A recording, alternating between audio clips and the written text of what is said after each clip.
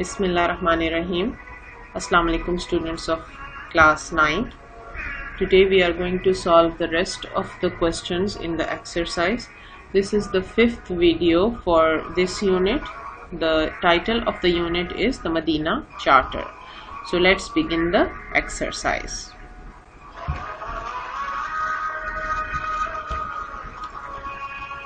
Question number 2 is identify the collective nouns in the following sentences and use them in new sentences. Now before starting this question we need to know what are collective nouns.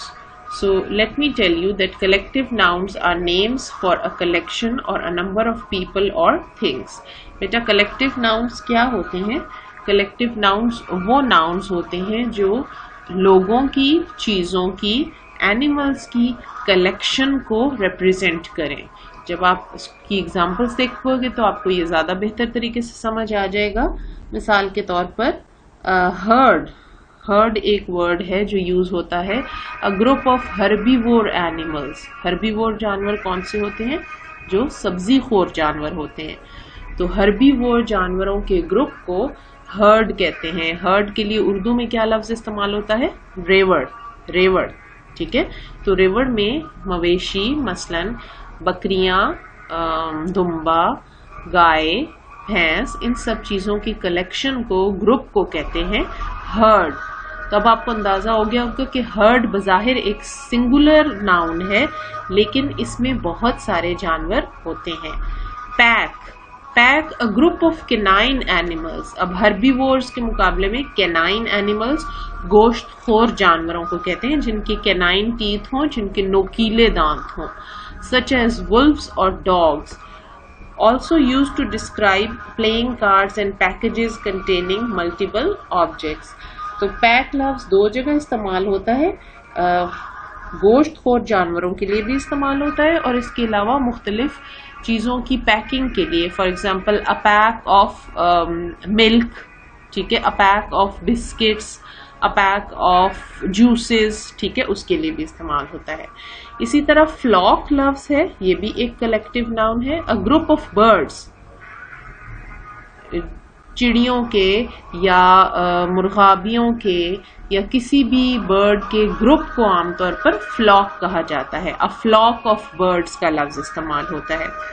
Also used to discuss small hoofed animals such as sheep और goats. और बाज़ दफ़ा जो छोटे मवेशी हैं मसलन sheep और गोट, उनके लिए भी इस्तेमाल होता है. इसी तरह स्वार्म, SWARM, इसमें R साइलेंट है. स्वार्म जो है अ ग्रुप ऑफ इंसेक्ट्स, उनके लिए इस्तेमाल होता है. मसलन चूंटियों के झमखट्टे को कहेंगे या भेड़ के, जिसको वॉस्प कहते हैं, WASP वॉस्प, पीले रंग की जो भेड़ होती है, उनके इकट्ठे ग्रुप के लिए इस्तेमाल होता है. तो इन सब चीजों के लिए ये लफ्ज इस्तेमाल होता है. ये सब कलेक्टिव नाउन्स हैं. अब आप आसानी से इन जुमलों में से ढूंढ सकते हो. पहला कलेक्टिव नाउन इसमें कौन सा है? Staff. The staff quickly responded to the alarm. Staff कहते हैं किसी भी इदारे के मुलाजिमीन को, चाहे वो उसातिज़ा हों, चाहे वो कोई और काम वहां पर करते हों, उनको इकट्ठे तौर पे स्टाफ कहते हैं. इसके लिए जुमला हमने क्या बनाया? We have staff meetings on Monday. Staff की मीटिंग्स मंडे को होंगी. ये वाला जुमला जो था इसका मतलब था the staff quickly responded to the alarm. Staff ने क्विकली अलार्म को रिस्पॉन्ड किया. The second sentence is the audience stood up and cheered the speaker. तमाशाई खड़े हो गए और उन्होंने मुकर्रर का इस्तकबाल किया या उसको खुशामदीद कहा या उसकी तारीफ की. इसके लिए जुमला है the audience clapped and cheered. तमाशाइयों ने खड़े होके चीयर्स किया. उसको चीयर करने का मतलब होता है अप्रिशिएट करना, वेलकम करना, उसकी तारीफ करना. थर्ड सेंटेंस है जी suddenly the class became very quiet. तो इसमें है class. Class is a collective noun. अचानक से क्लास बहुत खामोश हो गई. इसके लिए जुमला है she was in a class of 30 members. वो 30 लोगों की, 30 अफराद की क्लास में थी. जमात, उर्दू में भी हम ये लफ्ज इस्तेमाल करते हैं, जमात. Board, the board met last night to vote on the budget. Board किसको कहते हैं जी? इससे बोर्ड कोई लकड़ी का फट्टा मुराद नहीं है, बल्कि इससे मुराद है उन लोगों का ग्रुप जो किसी खास काम के लिए हायर किए जाते हैं, मखसूस होते हैं। मिसाल के तौर पर टेक्स्ट बुक बोर्ड, तो KPK text book board, Punjab text book board, ये मुख्तलिफ लोगों का मजमुआ है जो किसी काम के लिए हायर किए जाता है। तो बोर्ड के लोग, बोर्ड के अफराद गुजरी रात जमा हुए और उन्होंने बजट के ऊपर वोट किया या बजट के बारे में बातचीत की। इसका जुमला है जी, who are the members of the board? Board के मेंबरान कौन कौन से हैं? आखिरी जुमला है, her family is going to Nathia Gali this weekend. जी, इसमें आपने सही पहचाना, जो लफ्ज फैमिली है that is also a collective noun, और जुमले का मतलब ये है कि उसकी फैमिली इस वीकेंड पे नथिया गली जा रही है। इसके लिए हमने जुमला बनाया है जी, he wants to spend more time with his family. वो अपनी फैमिली के साथ ज्यादा वक्त बिताना चाहता है। होमवर्क क्या है जी? आपने ये कुछ कलेक्टिव नाउन आपको दिए गए हैं, कैटल, हर्ड, फ्लॉक। कैटल मवेशी को कहते हैं, हर्ड रेवड़ को, और फ्लॉक मैंने आपको अभी बताया कि बर्ड्स के ग्रुप को, चाहे वो फ्लॉक ऑफ बर्ड्स हो, फ्लॉक ऑफ स्पैरोज हो, इस तरह से इस्तेमाल होता है। तो इनका जुमला आपने बनाना है। अगले क्वेश्चन की तरफ चलते हैं जी। Exercise 3, make plural of the following nouns and identify which of the nouns also change meaning in plural. कुछ नाउन्स ऐसे होते हैं जो सिंगुलर फॉर्म में फर्क माना रखते हैं और प्लूरल फॉर्म में फर्क माना रखते हैं। अगर आप इनको गौर से समझेंगे तो आपको आसानी से ये बात समझ आ जाएगी। मिसाल के तौर पर आम, आम उर्दू आम सिंगुलर फॉर्म में इसका मतलब है बाजू, ठीक है, लेकिन जब इसको हम प्लूरल फॉर्म में मिसाल के तौर पर आर्म्स के तौर पे इस्तेमाल करें तो इसका मतलब है हथियार। सिंगुलर फॉर्म में आर्म कहा जाता है बाजू को, लेकिन प्लूरल फॉर्म में आर्म्स का मतलब है हथियार यानी वेपन्स। ब्रदर इन लॉ, इसका प्लूरल ब्रदर्स इन लॉ ही होगा, इसके माने में फर्क नहीं आता। कोर्ट रूम, कोर्ट रूम्स, इसमें आप देखेंगे कि हम कोर्ट्स रूम नहीं करेंगे बल्कि कोर्ट रूम्स यानी अदालत। शूलेस, इसका प्लूरल होगा shoelaces. Commander in chief, commander in chiefs, ठीक है, कमांडर्स इन चीफ। यहाँ पे आप चीफ्स को प्लूरल नहीं करेंगे बल्कि आप कमांडर्स को प्लूरल करेंगे, ठीक है। कमांडर इन चीफ का प्लूरल होगा commanders in chief.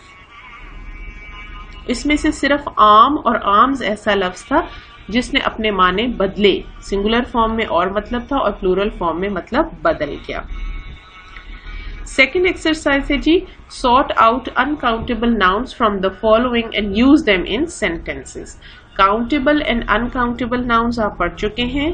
Countable nouns वो नाउन्स होते हैं जिनको गिना जा सकता हो, और अनकाउंटेबल नाउन्स वो नाउन्स हैं जिनको गिना नहीं जा सकता। तो पहला है जी sugar. Sugar is of course an uncountable noun. हम चीनी को गिन नहीं सकते, तोल सकते हैं। इसका जुमला है, I put 1 teaspoon of sugar in my coffee. मैं कॉफी में 1 चम्मच चीनी लेती हूँ। Mango is a countable noun, इनको गिना जा सकता है। Start, start is used as a noun as well as a verb. कुछ अल्फाज होते हैं जो नाउन के तौर पे भी इस्तेमाल होते हैं और वर्ब के तौर पे भी। यहाँ पर हमें इन्होंने नाउन के तौर पे किया, मतलब शुरू, किसी काम का शुरू, किसी काम का आगाज। Every sentence should have a unique start. तो ये क्या है जी, हर जुमले का आगाज मुनफरिद होना चाहिए। अब यहाँ पर ये लफ्ज स्टार्ट जो है ये एज अ नाउन इस्तेमाल हुआ है, एज अ वर्ब इस्तेमाल नहीं हुआ। अगला है जी फ्लावर, FLOUR, आटा। Flour is also an uncountable noun, we can not count it. इसका सेंटेंस है, he bought a lot of flour and oil. उसने बहुत सारा आटा और तेल खरीदा। इसके बाद है जी bread. Bread is of course a countable noun, इसको आसानी से गिना जा सकता है, इसलिए इसका जुमला नहीं बनाया। Orange is a countable noun. Milk is an uncountable noun. तो milk is a good source of calcium. दूध को हम गिन नहीं सकते बल्कि तोल सकते हैं। दूध कैल्शियम का एक बहुत अच्छा जरिया है, कैल्शियम हासिल करने का एक बहुत अच्छा जरिया है। Tea is also an uncountable noun. Would you like some tea and cookies? इसका जुमला है जी, would you like some tea and cookies, क्या आप थोड़ी सी कुछ चाय और कुछ बिस्किट साथ लेना चाहेंगे। Chocolate is a countable noun, इसलिए इसका जुमला भी नहीं बनाया, और candy is also a countable noun. Exercise 5, right 3 sentences having noun phrases and then underline the noun phrases। इसमें 3 नाउन फ्रेजेस आपने ढूंढनी है और उनके फिर सेंटेंसेस भी बनाने हैं और उनको अंडरलाइन करना है। नाउन फ्रेजेस क्या होता है बेटा? नाउन फ्रेज एक ऐसी फ्रेज होती है जिसमें नाउन तो जाहिर है ही, लेकिन नाउन के अलावा कुछ मॉडिफायर्स भी होते हैं, जैसे mom baked tasty chocolate cookies. अब अगर आप इसमें गौर करो तो बात तो बिस्किट की ही हो रही है, बात तो कुकीज की ही हो रही है, लेकिन टेस्टी और चॉकलेट दो उससे पहले मॉडिफायर्स आए हैं, एडजेक्टिव्स आए हैं, जिनकी वजह से टेस्टी चॉकलेट कुकीज ये पूरी की पूरी फ्रेज नाउन फ्रेज कहलाएगी। नाउन में और नाउन फ्रेज में फर्क समझिएगा। अगर हम सिर्फ कुकीज की बात कर रहे होते तो हम उसे नाउन कहते, लेकिन यहाँ पर नाउन फ्रेज पूरी की पूरी क्या होगी? Tasty chocolate cookies. Julia was thinking about her friends back home. Julia अपनी दोस्तों के बारे में सोच रही थी जो कि घर में थी। बैक होम का मतलब है जो कि घर में मौजूद थी। हर फ्रेंड्स, अब हर फ्रेंड्स अगर सिर्फ होता तो ये नाउन फ्रेंड्स नाउन था, लेकिन बैक होम और हर तीनों की वजह से ये एक नाउन फ्रेज होगी। Will you talk with these rude people. अब खाली अगर हम पीपल कहते तो ये नाउन था, लेकिन दीज रूड पीपल ये नाउन फ्रेज बन गया, क्योंकि पीपल से पहले, people is a noun, people से पहले दीज और रूड आ गया जो कि मॉडिफायर्स हैं और वो हमें नाउन के बारे में बता रहे हैं, नाउन की कुछ खसूसियात बता रहे हैं, इसलिए इस पूरे को हम नाउन फ्रेज कहेंगे।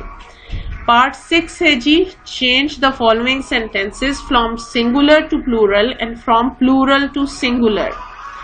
ही इज अ स्मार्ट बॉय, तो इसको आप कैसे चेंज करेंगे प्लूरल में? They are smart boys। बेटा whenever you change a noun, you always change the verb too। जब आप smart boys करेंगे तो फिर आपको इसकी जगह are लगाना होगा। They are smart boys। Second sentence है, is he a nice character। क्या है जी? Is he a nice character, क्या वो एक अच्छा किरदार का हामिल इंसान है? Are they nice characters। जब हम कैरेक्टर्स को प्लूरल करेंगे तो हमें दे को भी चेंज करना होगा और हमें आर को भी चेंज करना होगा। इसी तरह अगला जुमला है जी, is this man a worker, तो इसकी प्लूरल फॉर्म क्या होगी? Are these man workers. यहां पर भी नोट कीजिए, वर्कर को हमने वर्कर्स में बदल दिया, मैन का प्लूरल हमने मैन कर दिया, इज दिस को हमने चेंज कर दिया आर दीज, यानी इस जुमले में हर लफ्ज बदल गया। Is this man a worker को हमने बदला दिया आर दीज मैन वर्कर्स, क्या ये लोग मजदूर हैं। चौथा जुमला है जी, are the bottles on the table. अब हमने सिंगुलर को प्लूरल और प्लूरल को सिंगुलर करना था, तो ये ऑलरेडी प्लूरल फॉर्म में है। Are the bottles on the table, इसको हम कैसे चेंज करेंगे? Is the bottle on the table. पांचवा जुमला है, the pencils are not in the boxes, तो इसको हम जब सिंगुलर में चेंज करेंगे तो बन जाएगा the pencil is not in the box. Pencils को हमने पेंसिल कर दिया, आर को हमने इज कर दिया और बॉक्सेस को हमने बॉक्स कर दिया। तो बेटा इस तरह से आपने सिंगुलर को प्लूरल में और प्लूरल को सिंगुलर में चेंज करना है। जब भी चेंज करना है आपने हेल्पिंग वर्ब और प्रोनाउन का ख्याल भी करना है, क्योंकि सिंगुलर प्रोनाउन फर्क होता है और प्लूरल प्रोनाउन फर्क इस्तेमाल होता है। इसी तरह हेल्पिंग वर्ब का बहुत ख्याल करना है। इज और आर प्लूरल के लिए और इज सिंगुलर के लिए। बेटा ये क्वेश्चंस आपने अपनी कॉपी पे सॉल्व करने हैं और अच्छी तरह से इन कॉन्सेप्ट्स को एक दफा से सुन के समझ लेना है, ताकि ये ग्रामेटिकल कैटेगरीज आपको अच्छी तरह से समझ आ जाए।